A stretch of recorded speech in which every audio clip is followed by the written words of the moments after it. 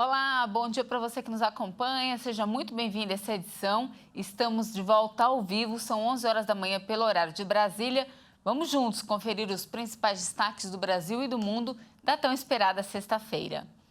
Começamos falando de saúde. A Comissão de Tecnologia do SUS deu parecer favorável ao uso da vacina contra a Covid também para as crianças sem comorbidades de 6 meses a 4 anos. Agora, o próximo passo antes da decisão final é a consulta pública, que deve sair na próxima semana. A Pfizer Baby foi aprovada pela Anvisa em setembro, sem restrição de aplicação. Apesar disso, o Ministério da Saúde somente distribuiu as doses para as crianças com comorbidades. A Conitec, que é a Comissão Nacional de Incorporação de Tecnologias no Sistema Único de Saúde, já deu o primeiro parecer favorável à vacina contra a Covid para crianças de 6 meses a 4 anos sem comorbidades. Esta é a segunda etapa de avaliação. A primeira foi a aprovação na Câmara Técnica de Assessoramento em Imunizações. O próximo passo deve ser a consulta pública, que, segundo o Ministério da Saúde, deve ser publicada no Diário Oficial da União na próxima semana.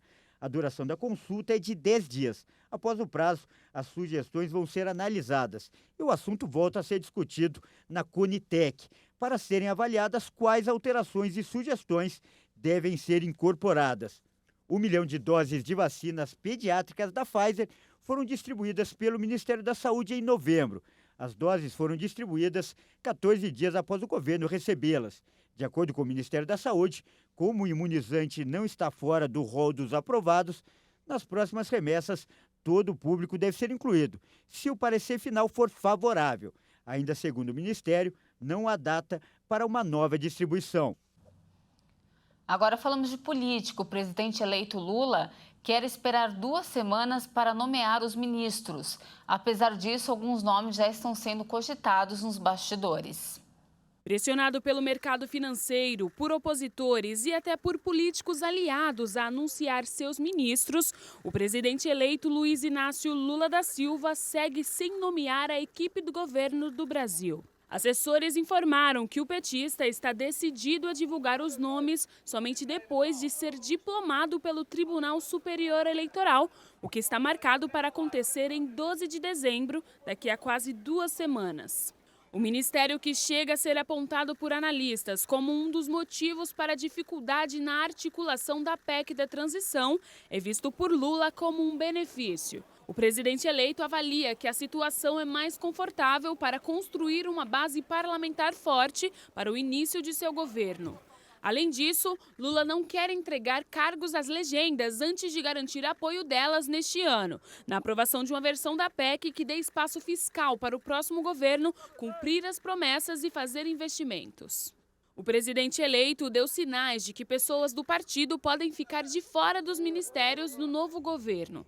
A justificativa oficial é de que Lula não quer enfraquecer o PT ao convocar os seus exponentes para compor a esplanada dos ministérios. Um exemplo disso é a presidente nacional do PT, Gleisi Hoffmann, que pode ficar sem cargo no governo. Na série de conversas que tem tido em Brasília durante esta semana, Lula confirmou a mais de um interlocutor que o ex-presidente do Tribunal de Contas da União, José Múcio Monteiro Filho, é cotado para ser o ministro da Defesa e o senador eleito Flávio Dino para a Justiça. Múcio é apontado como um habilidoso articulador político, além de ter boa relação com as Forças Armadas. Em relação ao Ministério da Justiça, Lula não deixou claro se haverá, de fato, a recriação da pasta na segurança pública. Dino é defensor de que não haja separação. No destaque internacional, Estados Unidos, Japão e Coreia do Sul anunciaram novas sanções contra a Coreia do Norte, em resposta à recente série de testes de mísseis de Pyongyang. A ação, que foi anunciada por Washington no fim desta quinta-feira, vai bloquear os ativos de 3 funcionários do regime norte-coreano nos Estados Unidos, que foram identificados como envolvidos no desenvolvimento de armas. O Departamento do Tesouro americano também ameaçou adotar sanções contra qualquer pessoa que efetuar transações para esses funcionários. De acordo com o secretário de Estado americano, Antony Blinken, os lançamentos recentes de mísseis norte-coreanos, incluindo o teste de um míssil balístico intercontinental, representam graves riscos para a segurança dos Estados Unidos e do mundo. Já a Coreia do Sul afirmou ações contra 8 pessoas ligadas à Coreia do Norte. E o Japão congelou os ativos de 3 grupos norte-coreanos que atuam no país.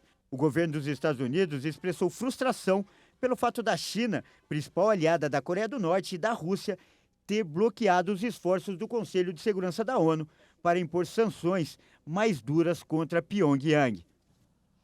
Bom, já estamos chegando ao fim dessa edição, mas antes, acontece nesse fim de semana a primeira fase da FUVEST 2023. A prova para entrar em universidades públicas é considerada de grande dificuldade e uma pressão psicológica para os candidatos. Vamos ver. A primeira fase da FUVEST vai reunir mais de 114 mil candidatos em uma prova que tem duração de 5 horas. Quem vai fazer essa primeira etapa tem que responder 90 questões, que estão divididas entre biologia, física, geografia, história, inglês, matemática, português, química, além de questões interdisciplinares. E muitos candidatos se prepararam por meses para esse momento. Mas agora que está chegando perto, a ansiedade pode atrapalhar um pouco no desempenho durante a prova. Então se liga nas dicas do Dr. Fabiano de Abreu para você conseguir realizar uma boa prova. Então, você se lembrar do que você estudou, trazer à memória o que você estudou, você buscar horas de lazer ali junto à natureza e ficar pensando, eu aprendi sobre isso, aprendi sobre aquilo outro. Isso pode ser que caia na prova ou não. Se não cair na prova, mais conhecimento para mim, que bom. Independente de cair na prova ou não. Fora isso, essa rotina que eu falei, uma alimentação, dietas, mediterrânea, japonesa, você dedicar 30 minutos por dia ali para fazer um exercício físico aeróbico, e tal fazer exercício físico vendo vídeos no YouTube de matérias que vão cair. E aí você traçar uma rotina que não seja também massacrante até a prova.